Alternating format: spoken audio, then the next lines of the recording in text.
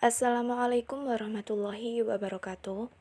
Dengan saya Narulita Andriani dengan NPM 218010111097 dari Prodi PAI semester 5. Di sini saya akan menjelaskan sedikit tentang kaidah fikih ghairu asasiyah, yakni al-itharu bil qurbi makruhun wa fi ghairiha mahbubun.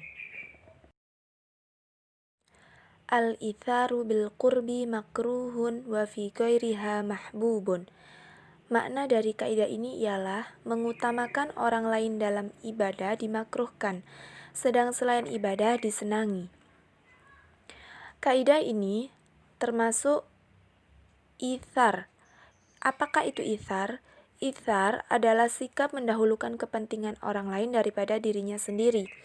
Sedangkan lawan kata atau kebalikan dari ithar ialah atharoh, yang bermakna mendahulukan kepentingan diri sendiri sebelum kepentingan orang lain. Kaidah ini lebih jelasnya yakni mengutamakan orang lain dalam hal ibadah itu hukumnya makruh. Karena kita dalam hal ibadah harus saling berlomba-lomba untuk mendahulukan diri sendiri. Beda dengan urusan dunia. Apabila urusan dunia harus mengutamakan orang lain, baru diri kita sendiri. Seperti itu. Yang selanjutnya di sini ada contoh dari kaidah. Contoh dari kaidah tersebut dalam kehidupan sehari-hari, salah satunya yang pertama yaitu mengutamakan orang lain pada shaf pertama saat melaksanakan sholat. Itu adalah hukumnya makruh. Karena shaf pertama kita dapat mendapatkan pahala yang lebih besar daripada shaf kedua, ketiga, keempat, dan seterusnya. Maka dari itu kita harus mendahulukan diri kita sendiri dalam hal ibadah. Sedangkan contoh yang kedua, yakni mendahulukan orang lain dalam bersedekah. Mengapa seperti itu? Karena sedekah itu dapat menjadi amalan kita untuk di akhirat nanti. Maka dari itu, sedekah itu termasuk dari hal ibadah. Maka kita harus mendahulukan diri kita sendiri sebelum mendahulukan orang lain. Sedangkan contoh dari kisah sahabat Rasulullah atau contoh kisah ithar ada 3 di sini. Yang pertama yaitu kisah 3 sahabat pada saat perang Yarmuk. Yang kedua ada kisah Abu Talha dan Ummu Sulaim. Dan yang ketiga ada kisah pembebasan sumur oleh Utsman bin Affan. Mungkin kisah-kisah tersebut sudah ada yang pernah tahu atau mungkin bisa dilihat dari internet. Seperti itu. Pengaruh ithar atau pengaruh dari kaidah ini, yang pertama yaitu kita dapat mendapatkan keberkahan. Yang kedua, kita dapat balasan yang lebih dari Allah. Entah itu berupa pahala, entah itu berupa rezeki ataupun yang lainnya.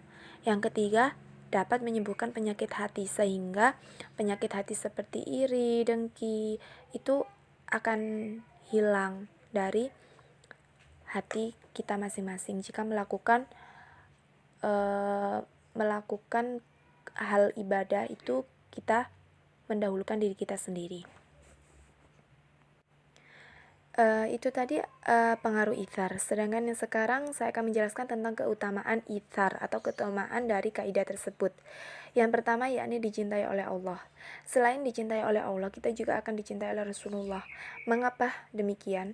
Karena apabila kita mengutamakan diri sendiri dalam hal ibadah, itu sangat disenangi dan sangat disukai oleh Allah maupun Rasulullah.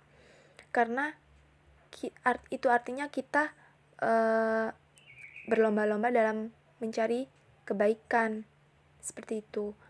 Sedangkan yang kedua di sini akan dicintai oleh manusia.